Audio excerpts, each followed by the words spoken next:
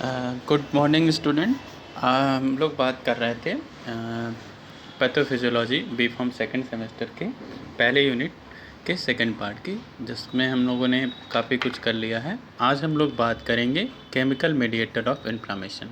जब स्टार्टिंग में हम लोग पढ़ रहे थे इन्फ्लामेशन के बारे में, तो उसमें हमने देखा था कि बहुत सारे मीडिएटर्स थे जो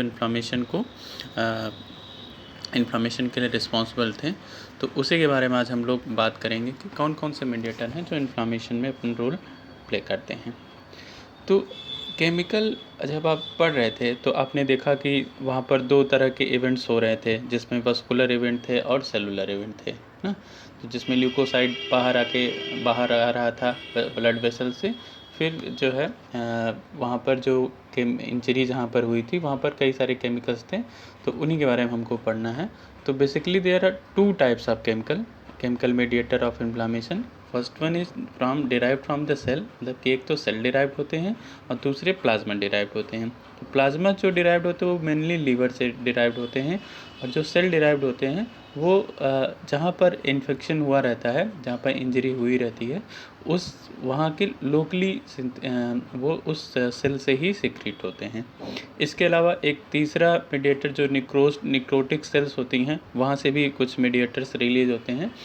इस डायग्राम में आप वही दिखाया गया है कि एक तो सेल डिराइव्ड हो गए, दूसरा मेन प्लाज्मा डिराइव्ड प्रोटीन से, और तीसरा नेक्रोज सेल से। तो ये एक डायग्रामेटिक रिप्रेजेंटेशन से आप थोड़ा सा समझने की कोशिश करिए कि केमिकल मीडिएटर जो इन्फ्लामेशन के हैं, जैसा कि मैंने अभी कहा कि दो तरह के मीडिएटर्स हैं मेनली, एक तो सेल डिराइव्ड और दूसरा plasma protein derived. Cell derived में आप देख सकते हैं कि एक तो प्री फॉर्म मीडिएटर्स हैं जो कि आपके सेक्रेटरी ग्रेन्यूल्स में हैं, और दूसरे वो हैं जो न्यूली सिंथेसाइज हैं, जब इंजरी हुई है तो वो उस टाइम पर ही सिंथेसाइज होते हैं। प्री फॉर्म मीडिएटर्स मतलब कि ये ऐसे मीडिएटर्स होते हैं जो आपके सेल्स के अंदर कई सारे सेल्स टाइप के सेल्स हैं, जैसे मास्ट सेल है, बेसोफिल्स है, प्लेटलेट्स हैं, उनके अंदर पहले से ही स्टोर हुए रहते हैं, या मतलब कि सिंथेसाइज होके वो वेसिकल फॉर्म में स्टोर हुए रहते हैं। जब इंजरी होती है तो वो इमीडिएटली उस साइड पर रिलीज होते हैं। इसके अलावा जो दूसरा कैटेगरी है, that is newly synthesised chemical mediator, ये इंजरी के टाइम पर ही उस लोकल एरिया में ही सिंथेसाइज होते हैं, जिनमें कई सारे तरह के आपके मीडिएटर्स इंक्लूड हैं, जैसे प्रोस्टाग्लैंडिन्स हैं, ल्यूकोट्राइन्स हैं, प्लेटलेट एक्टिवेटिंग फैक्टर हैं, आरओएस है, ROS that is reactive oxygen species है, नाइट्रिक ऑक्साइड है, साइटोकाइंस है, और न्यूरोपेप्टाइड्स हैं ना। तो बेसिकली ये जो भी मीडिएटर्स हैं इनको हम ऑटोक्वायर्ड्स की कैटेगरी में रखते हैं। ऑटोक्वायर्ड्स एक तरह से लोकल हार्मोन है। जब कहीं पर इन्फ्लामेशन होता है, इंजरी होती है, तो वो उस लोकल एरिया में जहाँ पर डैमेज हुआ होता है वहीं पर ये हार्मोन सिंथेसाइज होते हैं, या फिर सिक्रीट, जो पहले से सिंथेसाइज होकर स्टोर हैं वो सिक्रीट होते हैं। तो इनको हम लोकल हार्मोन भी बोलते हैं। इसके अलावा जो दूसरी कैटेगरी थी प्लाज्मा प्रोटीन डिराइव्ड जो थे, वो मेनली लीवर्स में जो लीवर में सिंथेसाइज होते हैं, मेजर सोर्स लीवर है। तो प्लाज्मा में इसमें भी दो तरह के सिस्टम, एक तो कॉम्प्लीमेंट सिस्टम के एक्टिवेशन की वजह से जो मीडिएटर्स रिलीज हो रहे हैं, और दूसरा जो हैगमैन फैक्टर 12 जो है उसके एक्टिवेशन की वजह से जो मीडिएटर रिलीज हो रहे हैं। कॉम्प्लीमेंट एक्टिवेशन में आपके दो, एक तो C3A C5A जो एनाफाइलोटॉक्सिन के नाम से जाने जाते हैं, और C3B C5B9, और हैगमैन फैक्टर में आपके काइनिन सिस्टम, जिसमें ब्रैडिकाइनिन है ना, कोगुलेशन है, फाइब्रोनेक्टिन सिस्टम। ये जो हैगमैन फैक्टर है ये बेसिकली क्लॉटिंग के लिए रिस्पॉन्सिबल है, क्लॉटिंग सिस्टम के लिए ये रिस्पॉन्सिबल है।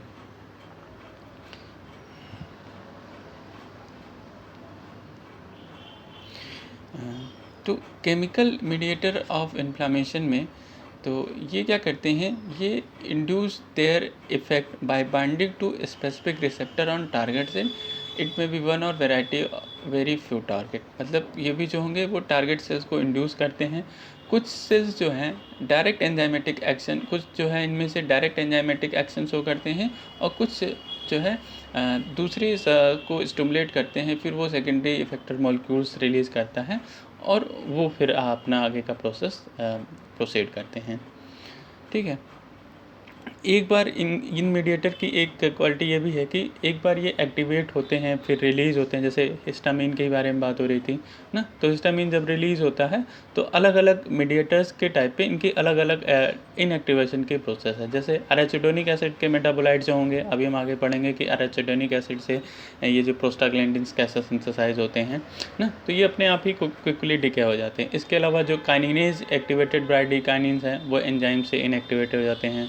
Antioxidant scavenger toxin oxygen metabolite हैं, ये एलिमिनेट हो जाते हैं और कॉम्प्लीमेंट इनहिबिटरी प्रोटीन इनहिबिट हो जाते हैं।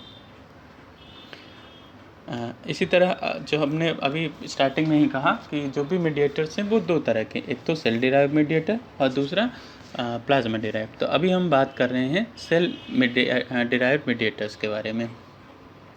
तो सेल डिराइव मीडिएटर्स जो हैं वो आपके सेक्वेस्टर्ड इन इंट्रासेलुलर ग्रेन्यूल, जैसे कि मैंने बताया कि दो तरह के हैं। एक तो रैपिडली सिक्रीट हो जाते हैं जैसे ही सेलुलर एक्टिवेशन होता है, जिसमें आपके हिस्टामिन्स आ जाते हैं जो कि मास्ट सेल से रिलीज़ होता है, और दूसरा आपका 5-हाइड्रोक्सीट्रिप्टामिन जिसको हम सीरोटोनिन भी बोलते हैं वो हो जाता है। इसके अलावा दूसरा वो है कि वो सिंथेसाइज फ्रॉम द बिगिनिंग, जैसे ही स्टिमुलस मिलता है वैसे ही ये मीडिएटर्स जो है इन्फ्लामेशन के मीडिएटर्स जिनमें प्रोस्टाग्लैंडिन्स एंड साइटोकाइनिन्स आते हैं, ये तुरंत वहीं पर सिंथेसाइज होने लगते हैं और वहाँ पर रिलीज़ होते हैं। ठीक है, तो कई तरह के सेल डिराइव्ड मीडिएटर्स हैं जिनको उनके नेचर के बेसिस पर और उनके सोर्स ऑफ ओरिजिन के बेसिस पर कई क्लासेस में डिवाइड करा गया है। जैसे वैसो एक्टिव एमीन्स हैं, ये बेसिकली एमीन्स हैं और वैसो कंस्ट्रिक्शन का मेन फंक्शन होता है उसको करते हैं। अरेचिडोनिक एसिड मेटाबोलाइट हैं। अरेचिडोनिक एसिड एक एसोनेट्स है, आपके प्लाज्मा मेम्ब्रेन से डेराइव होता है और फिर उसमें डिफरेंट तरह के एंजाइम जिनमें आपके साइक्लोऑक्सीजिनेज और लिपोऑक्सीजिनेज हैं वो वर्क करके अरेचिडोनिक एसिड के कई सारे मेटाबोलाइट्स बनते हैं जिनको आप प्रोस्टाग्लैंडिन्स, प्रोस्टासाइक्लिन इन सबको बोलते हैं। इसके अलावा लाइसोसोमल कंपोनेंट हैं, प्लेटलेट एक्टिवेटिंग फैक्टर्स हैं, साइटोकाइंस हैं, रिएक्टिव ऑक्सीजन स्पीसीज़ हैं, नाइट्रस ऑक्साइड है और न्यूरोपेप्टाइड्स हैं। तो ये जितने भी आपने मीडिएटर्स आपने देखे ये सारे सेल डिराइव्ड मीडिएटर्स हैं, मतलब कि ये सेल से सिंथेसाइज होंगे। ठीक है, तो एक एक करके हम देखेंगे कि कौन कौन से सेल डिराइव्ड मीडिएटर्स हैं, जिसमें आपका सबसे पहला आता है वैसो एक्टिव एमीन। तो वैसो एक्टिव एमीन्स जो होते हैं ये पहले से ही सिंथेसाइज होके आपके मास्ट सेल में स्टोर हुए रहते हैं। These are the preformed molecules in the mast cell और इन अर्ली इन्फ्लामेटरी सेल्स ना, पहले से सिंथेसाइज। जैसे हिस्टामिन की बात करें तो हिस्टामिन एक ऑटोक्वायर्ड है जो मास्ट सेल में स्टोर हुआ रहता है। अगर इसके सिंथेसिस की बात करेंगे हिस्टामिन की, तो हिस्टामिन की जो सिंथेसिस होती है वो होती है हिस्टिडीन नाम के अमीनो एसिड से। हिस्टिडीन अमीनो एसिड पे कई सारे बायोकेमिकल प्रोसेस होके ये कन्वर्ट हो जाता है हिस्टामिन में और फिर ये वेसिकल्स में स्टोर रहता है। जब भी कोई स्टिमुलस आता है, इन्फ्लामेटरी स्टिमुलस आता है, तो ये मास्ट सेल से रिलीज़ होते हैं।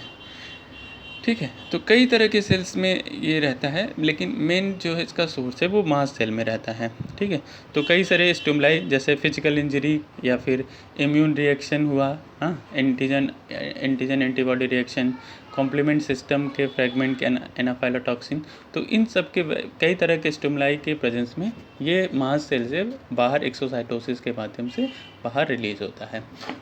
जब इसके फंक्शन की बात करें तो इसके कई सारे फंक्शन हैं, कई सारे फिजियोलॉजिकल फंक्शन है, फार्माकोलॉजिकल एक्शन। जैसे आर्टीरियल डायल्यूशन करता है, आर्टीरियोलर डायल्यूशन करता है, वस्कुलर परमेबिलिटी को इंक्रीज़ कर देता है, इंडोथेलियल के कंट्रैक्शन को करता है और इंटर इंडोथेलियल गैप्स को बढ़ाता है। तब जैसे हम लोग प्रीवियस क्लास में देखे हैं कि जब एक्यूट इन्फ्लामेशन पढ़ रहे थे तो हमने उसमें दो तरह के चेंजेस पढ़े थे, हीमोडायनामिक चेंजेस और वस्कुलर चेंजेस, जिसमें हमने वस्कुलर परमिबिलिटी के बारे में पढ़ा था। तो उसमें जो प्रोसेस हो रही थी तो उसमें हिस्टामिन का भी रोल है। जैसे हमने पढ़ा था कि इंडोथेलियल कॉन्ट्रैक्शन हो जाता है, रेट एक्शन हो जाता है, तो ये इंडोथेलियल कॉन्ट्रैक्शन को प्रमोट करता है, वस्कुलर परमिबिलिटी को चेंज करता है। इसके अलावा जहाँ पर ये रिलीज़ होते हैं वहाँ पर ईचिंग और पेन जैसे सिम्टम देखने को मिलते लगते हैं। और जब इनका एक्शन हो जाता है तो एक एंजाइम है जिसका नाम है हिस्टामिनेज एंजाइम की प्रेजेंस में ये हिस्टामिन इनएक्टिव फॉर्म में हो जाते हैं। तो इसी वैक्सो एक्टिव, अभी तो हम लोगों ने बात करा हिस्टामिन के बारे में, जो दूसरा वैक्सो एक्टिव एमीन है वो आपका सीरोटोनिन है। सीरोटोनिन को हम केमिकली बात करें तो इसको हम 5 हाइड्रोक्सी ट्रिप्टामीन बोलते हैं। 5 हाइड्रोक्सी ट्रिप्टामीन अगर इसकी सिंथेसिस की बात करें तो ये जो है एक अमाइनो एसिड है आपका ट्रिप्टोफैन। ट्रिप्टोफैन से जो है आपका 5 हाइड्रोक्सी ट्रिप्टामीन बनता है। हिस्टामीन की तरह ये भी जो है वेसिकल्स में स्टोर रहता है, पहले से ही सिंथेसाइज होके स्टोर रहता है, और जैसे ही कोई स्टिमुलस आता है तो ये वहाँ पर रिलीज़ हो जाता है। ठीक है, तो प्री फॉर्म्ड वैसोएक्टिव मीडिएटर्स हैं। इफेक्ट्स जैसा हिस्टामीन के जो भी एक्शन है उसी तरह इसका भी एक्शन है, लेकिन ये थोड़ा सा कम पोटेंट है हिस्टामीन के कंपैरिजन में। ये भी वैसोकंस्ट्रिक्शन करता है, परमेबिलिटी को चेंज करता है, और रिलीज जो प्लेटलेट से रिलीज़ होते हैं, release from platelet dense body granule during platelet aggregation के दौरान ये प्लेटलेट से रिलीज़ होते हैं।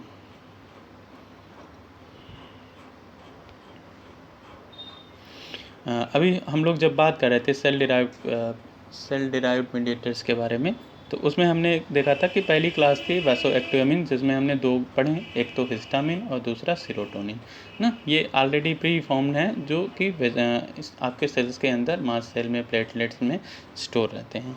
दूसरा जो सेल डिराइव्ड आपका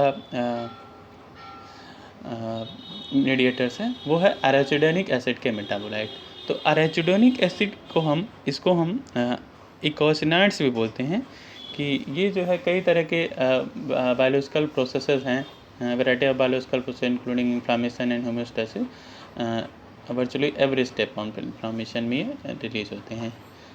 short range of hormone that act locally at the site of generation decay spontaneously enzymatic destroy. कुल मिला के ये समझिए कि आपके मेम्ब्रेन में जो है फॉस्फोलाइपेज के माध्यम से एराचिडोनिक एसिड बनता है। फिर उस एराचिडोनिक एसिड पे, मतलब कि ये देखा जाए तो ये component of cell membrane of phospholipid का कंपोनेंट होता है, और वहाँ पर एराचिडोनिक एसिड इज रिलीज होता है फॉस्फोलिपिड से बाय सेलुलर फॉस्फोलाइपेजेस।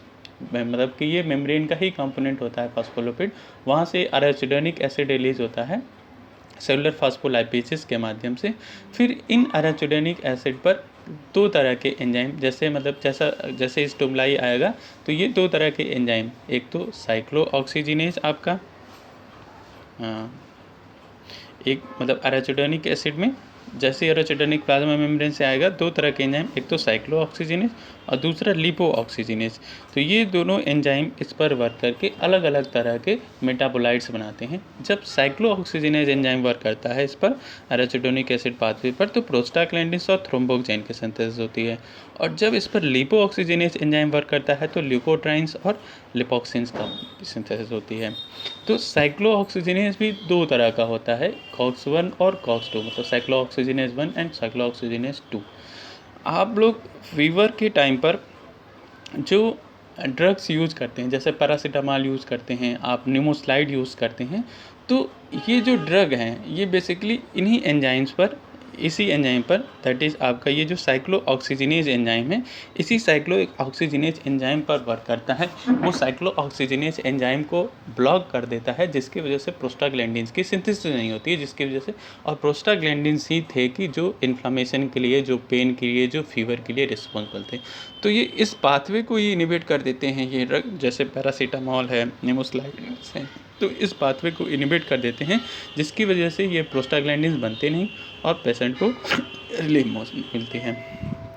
तो उसके बेसिस पे डिपेंड करता है कि किस तरह का आप ड्रग यूज़ कर रहे हैं। उसमें भी कई क्लासेज आती हैं, आगे आप फार्माकोलॉजी की क्लास में पढ़ेंगे कि COX-1 है कि COX-2 है, या फिर प्रेफरेंशियल COX इनिबिटर है या सेलेक्टिव COX-2 इनिबिटर है, सबका अलग अलग मैकेनिज्म है।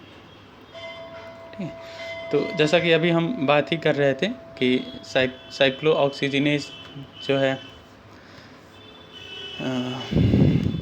साइक्लोऑक्सीजिनेज पाथवे के माध्यम से, तो साइक्लोऑक्सीजिनेज जो है एक फैटी एसिड एंजाइम है, जो कि जैसा मैंने अभी डिस्कस करा कि COX-1 और COX-2 फॉर्म में है, जो मेटाबोलाइज कर देते हैं एराचिडोनिक एसिड को डिफरेंट टाइप के डेरिवेटिव्स में, जिनमें आपके प्रोस्टाग्लैंडिन्स आ जाते हैं। PGD2 है, PGE2 है, PGF है, थ्रोम्बोक्सिन है, प्रोस्टासाइक्लिन्स है, रिसोल्विन्स हैं।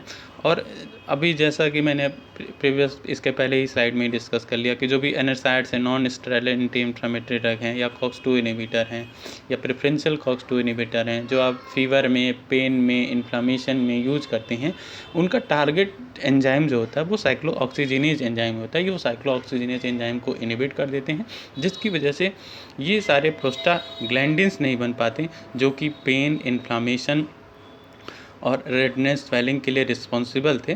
तो इस तरह से साइक्लोऑक्सीजिनेज एंजाइम को इनहिबिट करके हम इन बीमारियों, इन सिम्टम की ट्रीटमेंट करते हैं। ठीक है, ये एक डायग्रामेटिक रिप्रेजेंटेशन है। जैसा कि मैं कह रहा था कि मेम्ब्रेन से फॉस्फोलाइपेज के माध्यम से अराचिडोनिक एसिड बाहर आता है, फिर उस पर साइक्लोऑक्सीजिनेज एंजाइम जो है वो वर्क करता है। साइक्लोऑक्सीजिनेज वर्क करता है तो ये प्रोस्टाग्लैंडिन्स बनाता है। फिर इस प्रोस्टाग्लैंडिन्स पर अलग अलग डिफरेंट सेलेक्टिवली जिस तरह का सबस्ट्रेट रहता है, जिस तरह के एंजाइम वर्क करते हैं, उसके बेसिस पे अलग अलग तरह के प्रोस्टाग्लैंडिन्स हैं, जिसमें PGD2, PGE2, PGF2 alpha, TXA2, PGI2 और रिसोल्विन। यहाँ पर जो सबस्ट्रेट होता है, सबस्क्रिप्ट है, दैट इज़ 2 लिखा हुआ है। बेसिकली जब आप अराचिडोनिक एसिड के देखेंगे, इनके स्ट्रक्चर के प्रोस्टाग्लैंडिन्स के सिंथेसिस देखेंगे, तो उसमें देखेंगे कि ये जो 2 सबस्क्रिप्ट लगा है, 3 लगा है, 4 लगा रहता है, ये बेसिकली रिप्रेजेंट करते हैं कि उस मॉलिक्यूल्स में कितने नंबर ऑफ डबल बॉन्ड हैं। ठीक, तो अगर सबके फार्माकोलॉजिकल एक्शन की बात करें, जैसे PGD2 है तो ये वेसोडाइलेटर है। वेसोडाइलेशन मतलब वेसो का, आपके वेसल्स का डायलेशन करता है। ब्रोंकोडाइलेटर है, ब्रोंकाई जो आपके विंड पाइप जाती है इधर आपके ट्रकियस होते हुए, तो उनका डायलेशन करता है, परमेबिलिटी को इंक्रीज कर देता है। PGF2 अल्फ़ा के एक्शन की बात करें तो ये भी वेसोडाइलेटर है, और ये ब्रोंको कंस्ट्रिक्टर का, ये ब्रोंकाई को कंस्ट्रिक्ट कर देता है।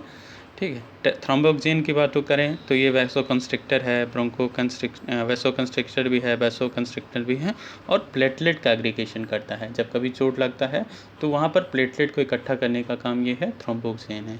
आप लोगों ने देखा होगा, या आपने घर में आस पड़ोस में देखा होगा कि जो ब्लड प्रेशर के पेशेंट होते हैं उनको एस्प्रिन दी जाती है। तो एस्प्रिन जो है वो भी non steroidal anti inflammatory class का ड्रग है, जो साइक्लोऑक्सीजिनेज पाथवे को इनहिबिट करता है, और बेसिकली इनहिबिट करता है वो थ्रोम्बोक्सिन के सिंथेसिस को। तो थ्रोम्बोक्सिन की वजह से ब्लड जो है अब आपका गाढ़ा हो जाता है। तो जब हम एस्प्रिन जैसी ड्रग देते हैं तो वो प्लेटलेट के एग्रीगेशन को इनहिबिट करके ब्लड को पतला करते हैं। इसी तरह PGI2 है, जो कि एक वैसोडाइलेट, इसके एक्शन की बात करें तो ये भी वैसोडाइलेटर, ब्रोंकोडाइलेटर और एंटी एग्रेटरी एजेंट है। रिजोल्विन है, जो inhibitor of pro inflammatory cytokinins को इनहिबिट करता है।